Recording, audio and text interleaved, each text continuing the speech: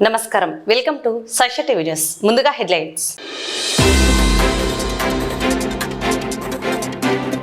Road ఎత్తు పెరిగింది, సామాన్యుడి ప్రాణాల విలువ తగ్గిందా అంటున్న వెలుగోడు మండలం మోతుకూరు గ్రామ ప్రజలు.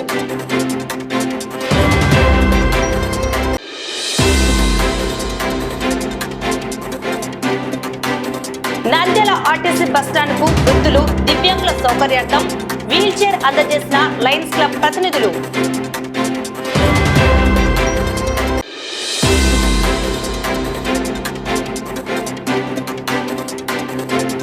విద్యారంగ సమస్యలు పరిష్కరించకుంటే ఉద్యమం ఉధృతం చేస్తామని పీడీఎస్యు హెచ్చరిక.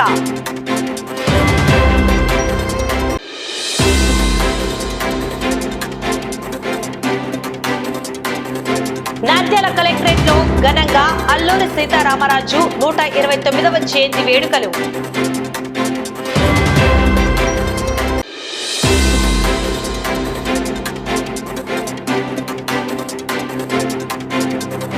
నంద్యాల భాషం స్కూల్లో ఘనంగా వన మహోత్సవం.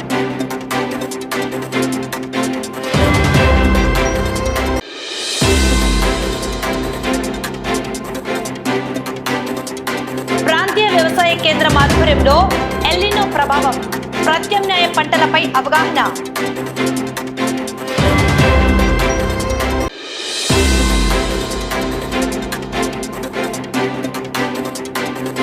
జూలై 6న ప్రపంచ జూనోసిస్ దినోత్సవం.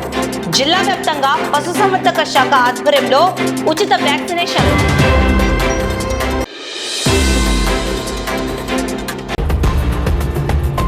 నంద్యాల జిల్లా వెలుగోడు మండలం మోతుకూరు గ్రామంలో అధికార యంత్రాంగం నిర్లక్ష్యం. ఇప్పుడు పసి పిల్లల నుండి పండు ముసలి వారి వరకు అందరికీ ప్రాణ సంకటంగా మారింది. 167వ జాతీయ రహదారి విస్తరణ పనుల పేరిట రోడ్డును భారీగా ఎత్తు పెంచడంతో అప్పటి వరకు ఉన్న ఇళ్లన్నీ ఒక్కసారిగా దిగువలోకి వెళ్లిపోయాయి. ఇదే ఇప్పుడు మోతుకూరు గ్రామస్తుల పాలిట శాపంగా మారింది. తప్పనిసరి పరిస్థితుల్లో కొత్త ఇల్లు నిర్మించుకుంటుంటే వాటి మిద్దెలకు తాకేలా 11 kV హైటెన్షన్ విద్యుత్ తీగలు మృత్యు పాశాల్లా వేలాడుతున్నాయి.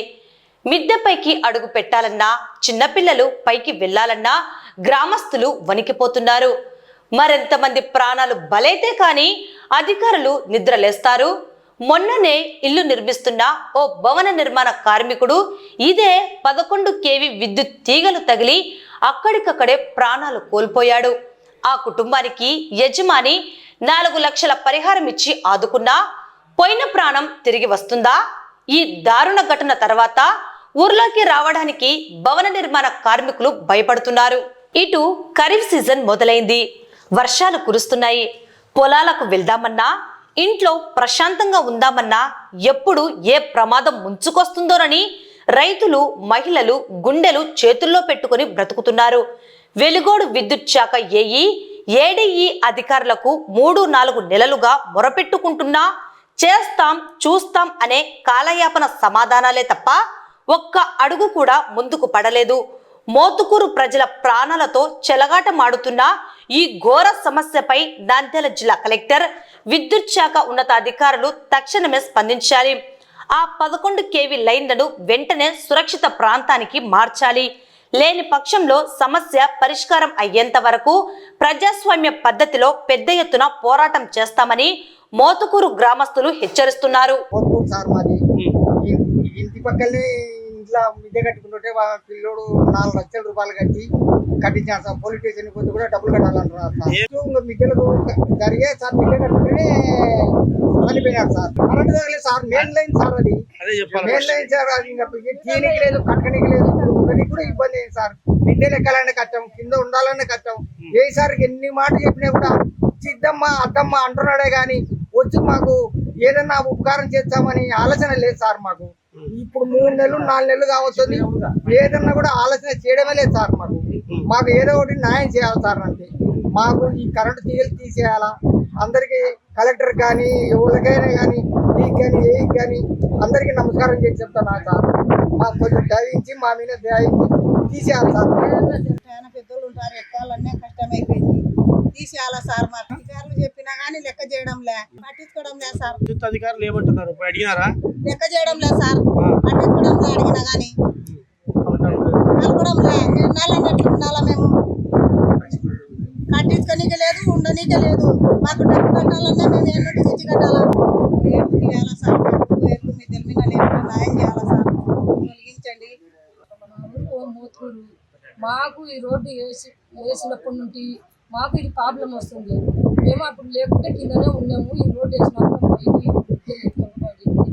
అందుకు మేము ఇక్కడ కట్టించుకుంటుంటే ఇక్కడ గౌడ పిల్లడు 11 kV తీగలు తగిలి చనిపోయినాడు. చనిపోయినాక ఇట్లా అందరితో 1000 సార్లు కలిస్తే న్యాయం చేస్తామంటున్నారు, చేయలేదు. మేము బయట కూర్చోండమ్మా మేము చెప్తాం పోమంటున్నారు, దీనికి పంపిస్తున్నారు. 3 నెలలు అయింది. 3 నెలల నుండి కూడా మాకు ఏ అసెస్మెంట్ ఇవ్వలేదు, మాకు ఏ సాయం చేయలేదు సార్. మేము మళ్ళీ ఇదివరలో ఏదన్నా జరిగితే మాకు ఎట్లా సార్ మేము ఏదన్నా అంటే కూడా పట్టుకోలేదు. మేము మళ్ళీ దానికి కూడా కట్టుకోలేదు. మేము 1000 సార్తోనే కలిసి ఇచ్చేసినాము. మేము వేసిన పైపులు వేసినాము. పైపులు వేస్తే మాకేం తెలుసు, మాకు తెలవు కదా. మేము తెలక మేము తగలవులే అన్నట్టుగా కట్టించుకున్నాము. మాకు పిల్లలు చనిపోయినారు. చనిపోతే మేము ఎందుకు సార్ ఇట్లా జరిగింది మాకంటే ఏమమ్మా మేమేం చేయాలా అని 4 లక్షలు స్టేషన్లో కట్టినాను. నేను స్టేషన్లో చనిపోయింటే ఏం సార్ ఇట్లా అంటే మేమేం చేయాలమ్మా అంటే స్టేషన్కి ఇచ్చేసింటే మాకు 4 లక్షలు కట్టినాను. నేను కట్టినందుకు సార్ మాకు ఇది ప్రాబ్లం వచ్చింది, ఇప్పుడన్నా తీసేయండి సార్ అని అడిగితే వాళ్ళు ఏ రెస్పాండ్ ఇవ్వకుండా ఉన్నారు, పలకకుండా ఉన్నారు. సరే అమ్మా అంటున్నారు, ఎవరు పట్టించుకోవడం లేదు. నంద్యాల పట్టణంలోని భాష్యం స్కూల్ నందు వన మహోత్సవ కార్యక్రమం ఘనంగా నిర్వహించారు. ఈ కార్యక్రమానికి ముఖ్య అతిథిగా ఫారెస్ట్ సెక్షన్ అధికారి కిరణ్ కుమార్ హాజరయ్యారు. ఈ సందర్భంగా ఆయన విద్యార్థులను ఉద్దేశించి మాట్లాడుతూ ప్రతి ఒక్కరూ పర్యావరణ పరిరక్షణకు బాధ్యత వహించాలని పిలుపునిచ్చారు. మొక్కల విశిష్టత, వాటి వల్ల కలిగే లాభాలను విద్యార్థులకు క్లుప్తంగా వివరించారు. భూమిపై పర్యావరణ సమతుల్యతను కాపాడడానికి వృక్ష సంపద ఎంతగానో దోహదపడుతుందని, విద్యార్థి దశ నుంచే ప్రతి ఒక్కరూ మొక్కలు నాటి వాటిని సంరక్షించే అలవాటు చేసుకోవాలని సూచించారు. ఈ కార్యక్రమంలో స్కూల్ ప్రిన్సిపల్, హెచ్ఎం, ఉపాధ్యాయ బృందం, పాఠశాల సిబ్బందితో పాటు పెద్ద సంఖ్యలో విద్యార్థులు పాల్గొని మొక్కలు నాటారు. పర్యావరణాన్ని కాపాడుతామని ఈ సందర్భంగా విద్యార్థులు ప్రతిజ్ఞ చేశారు. ఈరోజు భాష్యం స్కూల్ యాజమాన్యం నన్ను ఇక్కడికి ఇన్వైట్ చేయడం జరిగింది. ఈ వనమోత్సవం కార్యక్రమానికి రావడం జరిగింది.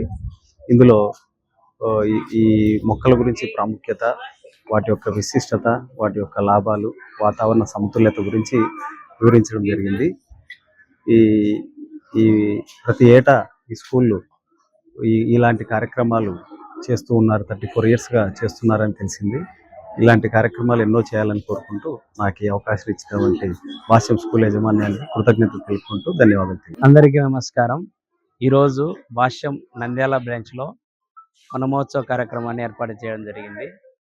ఈ సందర్భంగా ఫారెస్ట్ డిపార్ట్మెంట్ సెక్షన్ ఆఫీసర్ గారైన జి కిరణ్ కుమార్ సార్ గారు మా యొక్క కార్యక్రమానికి హాజరై విద్యార్థులకు మొక్కల యొక్క ప్రాముఖ్యతను తెలియజేస్తూ ప్రతి విద్యార్థి ప్రతి ఒక్క జన్మదినాన్ని రోజున కనీసం ఒక మొక్క నాటాలి.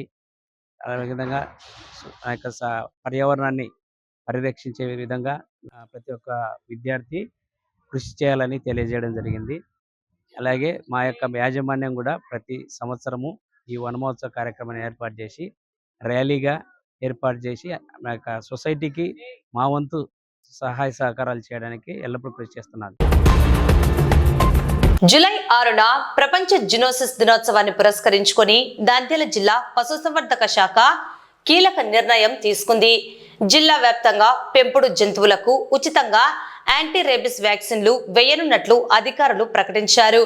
జంతువుల ద్వారా మనుషులకు సంక్రమించే ప్రమాదకరమైన వ్యాధులపై ప్రజల్లో అవగాహన పెంచడమే లక్ష్యంగా జూలై 6న వరల్డ్ జునోసిస్ దినోత్సవం నిర్వహిస్తున్నారు. ఈ సందర్భంగా నంద్యాల జిల్లా పశుసంవర్ధక శాఖ సహాయ సంచాలకులు డాక్టర్ వెంకట సుబ్బారెడ్డి మీడియాతో మాట్లాడారు. ఈ నెల 6వ తేదీన జిల్లాలోని పశువైద్యశాలల్లో కుక్కలు, పిల్లులకు ఉచితంగా యాంటీ రేబిస్ వ్యాక్సిన్లు వేయనున్నట్లు ఆయన తెలిపారు. జంతువుల నుండి మనుషులకు వ్యాపించే రేబిస్, బ్రుసిల్లోసిస్, ఆంథ్రాక్స్ వంటి వ్యాధుల పట్ల పెంపుడు జంతువుల యజమానులు, ప్రజలు ఎల్లప్పుడూ అప్రమత్తంగా ఉండాలని ఆయన సూచించారు. ముఖ్యంగా వీధి కుక్కలు, పెంపుడు కుక్కల ద్వారా వచ్చే రేబిస్ వ్యాధి ప్రాణాంతకమని, ముందస్తుగా వ్యాక్సిన్ వేయడం ద్వారానే దీనిని అరికట్టవచ్చని స్పష్టం చేశారు.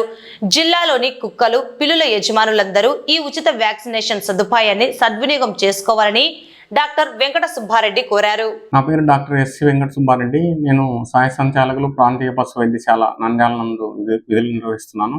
మనం ప్రతి సంవత్సరము జూలై 6న వరల్డ్ జూనోసిస్ డే అంటే ప్రపంచ సంక్రమిత వ్యాధుల దినోత్సవము జరుపుకుంటాము. ఈ దినము చాలా విశిష్టమైన దినము. ఎందుకంటే లూయిస్ ప్యాచర్ అనే శాస్త్రవేత్త గారు కుక్క కాటుకు గురైనటువంటి బాలుని మీద ఈ ర్యాబిస్ వ్యాక్సిన్ విజయవంతంగా వేసి క్యూర్ చేయడం జరిగింది. కాబట్టి ఆ దినాన్ని పురస్కరించుకొని మనము ప్రతి సంవత్సరము జూలై 6న ఏవైతే పెంపుడు కుక్కలు కానీ, పెంపుడు పిల్లులు కానీ వీటికన్నిటికీ మనము ర్యాబిస్ సోకకుండా వ్యాక్సిన్ ఇస్తున్నాము. కాబట్టి కుక్కలు పెంచే పెంపకందారులు కానీ, పిల్లులు పెంచే పెంపకందారులు కానీ ఈ రోజున అన్ని పశు వైద్యశాలల్లో ర్యాబిస్ వ్యాక్సిన్ వేయడం జరుగుతుంది. కాబట్టి ఈ అవకాశాన్ని ఉపయోగించుకోవాల్సిందిగా కోరుతున్నాము. ఇందులో ముఖ్యమైనటువంటి వ్యాధి ర్యాబిస్. ఇదే కాకుండా పశువుల ద్వారా brucellosis, leptospirosis, listeriosis, swine flu, bird flu, Japanese encephalitis అనేక రకాలటువంటి సంక్రమిత వ్యాధులు ఉన్నాయి. మనము ఈ రోజున ర్యాబిస్ వ్యాక్సిన్ ఎందుకు వేస్తున్నామంటే ఈ ర్యాబిస్ వ్యాధి అనేది చాలా ప్రాణాంతకమైనది. ఈ కుక్క కాటు ద్వారా కానీ, పిల్లుల కాటు ద్వారా కానీ, లేకుంటే గబ్బిలాల ద్వారా కానీ ఈ వ్యాధి వ్యాపిస్తుంది. ఇవి కాటు వేసినట్లయితే మనకు ఆ లాలాజలంలో ఈ వైరస్ ఉండి ఆ వైరస్ లాలాజలం ద్వారా రక్తంలో ప్రవేశించి మెదడుకు సోకి మనకు వ్యాధి వచ్చేదానికి ఆస్కారం ఉంది. కాబట్టి మనము ఈ ర్యాబిస్ వ్యాధిని ఖచ్చితంగా వేయించుకోవాలి. ఒకవేళ ఏదైనా కుక్క కాటు కానీ, పిల్లి కాటు కానీ గురైనట్లయితే కుక్క కాటు కరిచిన వెంటనే మనము మంచి నీళ్ళతో సోప్ వాటర్తో మొత్తము ఆ గాయాన్ని క్లీన్ చేసేసి కోడిన్ పట్టించేసి తర్వాత మనం వ్యాక్సిన్ 0, 3, 7, 14, 28 డేస్లో మనం వ్యాక్సిన్ వేసినట్లయితే ఈ వ్యాధి రాకుండా మనము నివారించవచ్చు. రాష్ట్ర వ్యాప్తంగా విద్యారంగంలో నెలకొన్న తీవ్రమైన సమస్యలను ప్రభుత్వం తక్షణమే పరిష్కరించాలని ప్రగతిశీల ప్రజాస్వామ్య విద్యార్థి సంఘం డిమాండ్ చేసింది. నంద్యాల జిల్లా కమిటీ ఆధ్వర్యంలో ఈ రోజు విద్యార్థులు పెద్ద ఎత్తున ధర్నా నిర్వహించారు. జీవో నెంబర్ 77ను రద్దు చేయకుంటే రాబోయే రోజుల్లో ఉద్యమాన్ని మరింత ఉధృతం చేస్తామని పీడీఎస్యు నేతలు ప్రభుత్వాన్ని హెచ్చరించారు. ఈ ధర్నా కార్యక్రమంలో పీడీఎస్యు రాష్ట్ర అధ్యక్షులు భాస్కర్, జిల్లా కార్యదర్శి రాంబాబు పాల్గొన్నారు. రాష్ట్ర వ్యాప్తంగా నెలకొన్న విద్యారంగ సమస్యలు పరిష్కరించాలని డిమాండ్ చేస్తూ ఈరోజు ప్రగతిశీల ప్రజాస్వామ్య విద్యార్థి సంఘం ఆధ్వర్యంలో నంద్యాలలోని పద్మావతి నగర్ లో ధర్నా చేస్తా ఉన్నాం. ముఖ్యంగా కూటమి ప్రభుత్వం అధికారంలోకి రాకముందు మేము అధికారంలోకి వచ్చిన వెంటనే విద్యారంగానికి పెద్దపీట వేస్తామని హామీ ఇచ్చి ఈరోజు అధికారంలోకి వచ్చి 2 సంవత్సరాలు దాటిపోయినా కూడా విద్యారంగం పట్ల ఈ మంత్రి నారా లోకేష్ నిర్లక్ష్యంగా వ్యవహరిస్తా ఉన్నాడు. అది ఈ రోజు స్కూళ్లు తెరిచి దాదాపు 1 రోజులుగా వస్తా ఉంది. ఇంతవరకు ప్రభుత్వ పాఠశాలలో టెక్స్ట్ బుక్లు ఇచ్చే పరిస్థితి లేదు. నారా లోకేష్ గారు ఏమో మేము విద్యారంగానికి పెద్దపీట వేశామని మరి గొప్పగా చెప్పుకుంటా ఉన్నాడు. కానీ పట్టణాలలో చూస్తే కూడా ప్రభుత్వ పాఠశాలలో విద్యార్థులకు మౌలిక వసతులు లేవు. విద్యార్థులకు చదువుకోవడానికి కూడా ఇంతవరకు టెక్స్ట్ బుక్లు రాని పరిస్థితి ఈ రాష్ట్రంలో ఉంది. ఇకపోతే ఇదే నారా లోకేష్ గారు అధికారంలోకి రాకముందు విద్యార్థులకు ఫీజు రియంబర్స్మెంట్ విడుదల చేస్తామని హామీ ఇచ్చాడు. ఈరోజు అధికారంలోకి వచ్చి 2 సంవత్సరాలు అయితే ఉంది. ఈ రోజు మేము లోకేష్ సూటిగా ఒకటి అడుగుతా ఉన్నాం. అయ్యా లోకేష్ గారు, మీరు అధికారంలోకి వచ్చి 2 సంవత్సరాలు దాటిపోయింది. మీరేమో మీ విద్యార్థుల సభలు చేసుకుంటున్నారు తప్ప మా విద్యార్థుల సమస్యలు ఎప్పుడు పరిష్కరిస్తారయ్యా అని ఈరోజు నారా లోకేష్ మేము అడుగుతా ఉన్నాం. దాదాపుగా 10,000 కోట్ల ఫీజు రియంబర్స్మెంట్ ఈరోజు పెండింగ్ లో ఉంది. విద్యారంగ సమస్యలు పరిష్కరించకుండా వారు ఎంతసేపు వారి ఉద్యోగస్తుల సభలు వారి సభలు పెట్టుకుంటున్నారు తప్ప విద్యార్థుల సమస్యలు పట్టించుకునే నాదులు ఈ రాష్ట్రంలో కరువైనారు. విద్యారంగ సమస్యలు ఎప్పుడు పరిష్కరిస్తారో ఈ విద్యాశాఖ మంత్రి చెప్పాలని ఈ రోజు పీడీఎస్ గా మేము డిమాండ్ చేస్తా ఉన్నాం. ఏ భాస్కర్ పీడీఎస్ రాష్ట్ర అధ్యక్షుడు రాష్ట్ర వ్యాప్తంగా విద్యారంగంలో నెలకొన్న సమస్యలు పరిష్కరించాలని డిమాండ్ చేస్తూ ఈ రోజు రాష్ట్ర వ్యాప్తంగా అన్ని జిల్లా కేంద్రాల్లో ఆందోళన కార్యక్రమాలు పిలుపుకోవడం జరిగింది. ముఖ్యంగా రాష్ట్రంలో ఉన్నటువంటి విద్యాశాఖ మంత్రిగా ఉన్నటువంటి నారా లోకేష్ గారు తక్షణమే ఆయన మంత్రి పదవి నుంచి బర్తరఫ్ చేయాలని డిమాండ్ చేస్తా ఉన్నాం. ముఖ్యంగా 2 సంవత్సరాలు గడుస్తా ఉన్నాయి. ప్రభుత్వ విద్యను బలోపేతం చేస్తా అని చెప్పినటువంటి నారా లోకేష్ గారు ఈరోజు ప్రభుత్వ విద్యను బలోపేతం చేయలేదు. ఈరోజు కార్పొరేట్ విద్యా సంస్థల్లో ఉన్నటువంటి ఫీజు నియంత్రణ చట్టం అమలు చేయలేదు. పుట్టుకొస్తున్నటువంటి నారాయణ, చైతన్య, భాష్యం లాంటి విద్యా సంస్థలకు కొత్తగా మారుతా ఉన్నాడు. కానీ వాళ్ళ యొక్క యజమాన్యానికి మంత్రి పదవి అదేవిధంగా రాజ్యసభ సీట్లు ఇస్తున్నటువంటి పరిస్థితి మన రాష్ట్రంలో కనపడతా ఉంది. ఈరోజు విద్యాన్ని వ్యాపారంగా చేస్తున్నటువంటి వ్యక్తులకు, విద్యను వ్యాపారం చేస్తున్నటువంటి వ్యక్తులకు ఈరోజు రాజ్యసభ సీట్లు ఇవ్వడం, అదేవిధంగా మంత్రి పదవులు ఇవ్వడం ఈరోజు ప్రభుత్వ విద్యను నాశనం చేయడానికి దిక్సూచి అని ఈ సందర్భంగా నేను చెప్తా ఉన్నాం. నంద్యాల ఆర్టీసీ బస్టాండ్ ఆవరణలో లయన్స్ క్లబ్ అధ్యక్షులు సోమేశ్వర నాగరాజు అధ్యక్షతన వీల్ చైర్ పంపిణీ కార్యక్రమం నిర్వహించారు. ఈ సందర్భంగా ఆర్టీసీ డిపో మేనేజర్ మాధవీలతకు వీల్ చైర్ ను అధికారికంగా అందజేశారు. వారు మాట్లాడుతూ దివ్యాంగులకు, వృద్ధులకు ఉపయోగపడే వీల్ చైర్ అందజేయడం తమకు ఎంతో సంతోషాన్ని ఇచ్చిందన్నారు. కార్యక్రమంలో RTC depot manager Madhavilatha, assistant manager Kishore, assistant sub inspector Uday Bhaskar, employees union నాయకులు DK Murthy, national Mazdoor union నాయకులు సుబ్బరాజు పాల్గొన్నారు. అలాగే లయన్స్ క్లబ్ ప్రతినిధులు భాస్కర్ రెడ్డి, అమిదల జనార్దన్, జోనల్ చైర్మన్ నిజాముద్దీన్, దివ్యాంగుల సంక్షేమ సంఘం అధ్యక్షులు రమణయ్య, నూతన అధ్యక్షులుగా ప్రమాణ స్వీకారం చేయనున్న సందీప్, సీనియర్ సభ్యులు యూసఫ్ తదితరులు పాల్గొన్నారు. మేము అడిగిన వెంటనే స్పందించి లయన్స్ క్లబ్ తరఫున డాక్టర్ రవికృష్ణ గారు సార్ మాకు వెంటనే ప్రయాణికుల కోసం, దివ్యాంగుల కోసం ప్లస్ వృద్ధుల కోసము వీల్ చైర్ అందించడం జరిగింది. మా ఆర్టీసీ డిపో తరఫున లయన్స్ క్లబ్ వారికి, డాక్టర్ గారికి మేము కృతజ్ఞతలు తెలుపుకుంటున్నాము. Thank you sir. నంద్యాల జిల్లాలో వ్యవసాయ శాఖ అధికారులు, శాస్త్రవేత్తలు అలర్ట్ అయ్యారు. నంద్యాల ప్రాంతీయ వ్యవసాయ కేంద్రం ఆధ్వర్యంలో నేడు స్థానిక పీజీఆర్ఎస్ హాల్ నందు రైతులకు ఎల్నినోపై అవగాహన సదస్సు, ప్రత్యామ్నాయ పంటల ప్రణాళిక కార్యక్రమాన్ని నిర్వహించారు.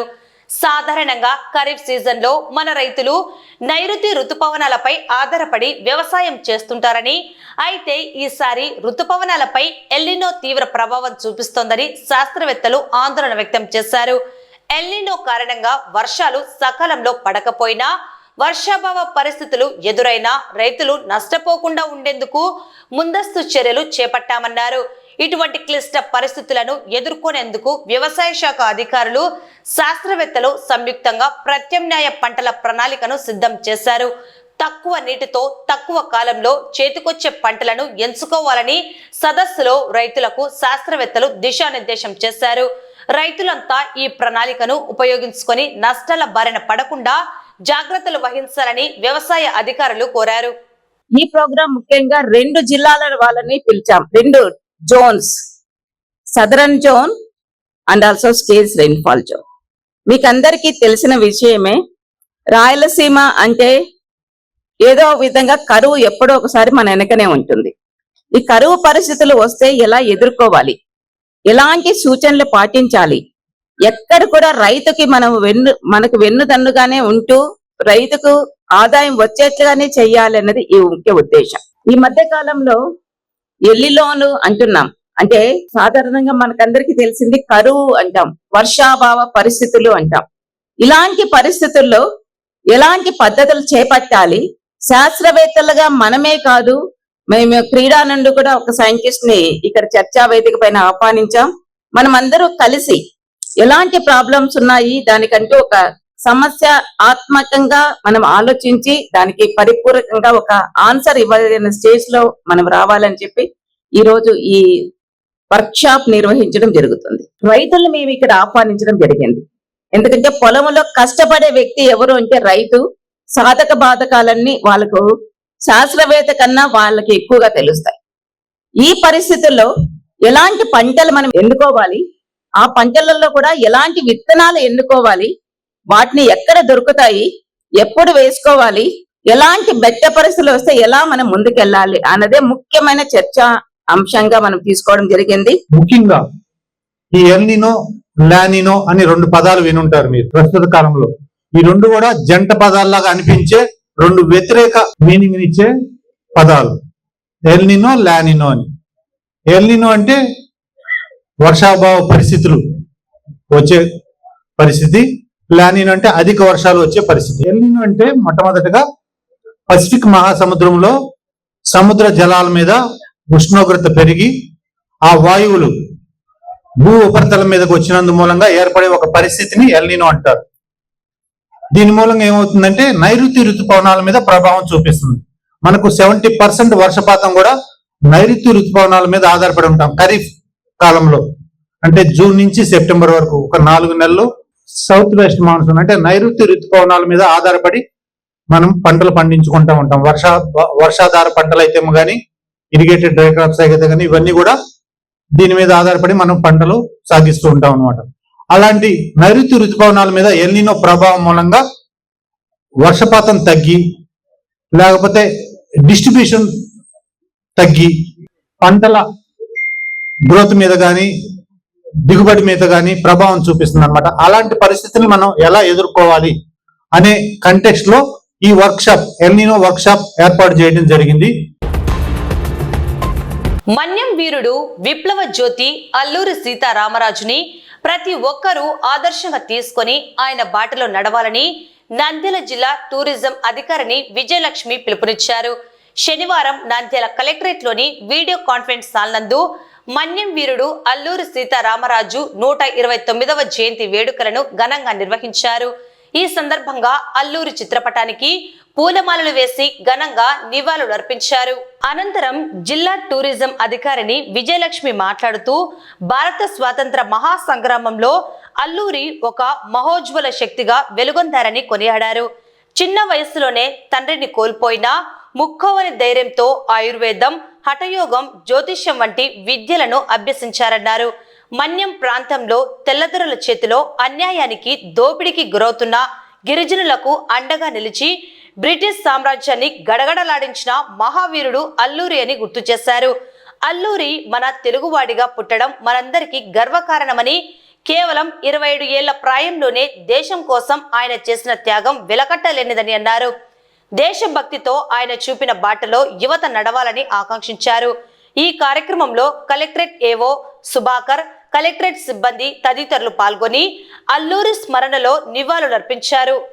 ఈ రోజు మనము అల్లూరి సీతారామరాజు గారిది జయంతి జరుపుకుంటున్నాము. ఇది మనము అంటే స్టేట్ ఫంక్షన్ నిర్వహించుకుంటున్నాము. దీనికి అంటే మన గవర్నమెంట్ నుంచి మనకు వచ్చిన జీవో ప్రకారము, కలెక్టర్ గారి ఆదేశాల ప్రకారము మనం ఈ రోజు అల్లూరి సీతారామరాజు గారిది జయంతి జరుపుకుంటున్నాం. ఈ సందర్భంగా మనము పూలమాల ఇప్పుడు అర్పించాము. వార్తలు ముగించే ముందు ముఖ్యాంశాలు మరోసారి. రోడ్డు ఎత్తు పెరిగింది, సామాన్యుడి ప్రాణాల విలువ తగ్గిందా అంటున్న వెలుగోడు మండలం మోతుకూరు గ్రామ ప్రజలు.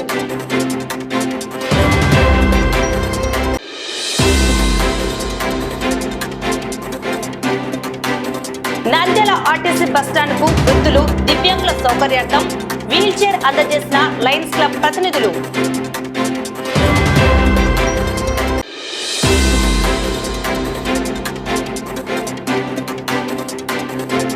విద్యారంగ సమస్యలు పరిష్కరించకుంటే ఉద్యమం ఉధృతం చేస్తామని పీడీఎస్యు హెచ్చరిక.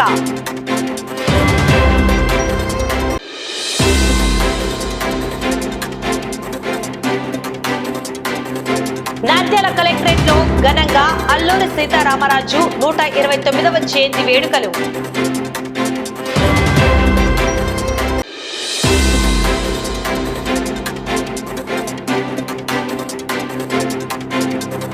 నంద్యాల భాషం స్కూల్లో ఘనంగా వన మహోత్సవం.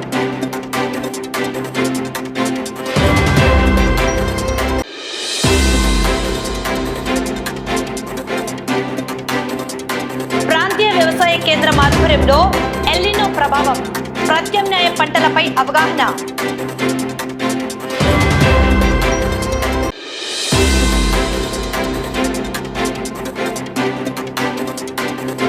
జూలై 6న ప్రపంచ జూనోసిస్ దినోత్సవం.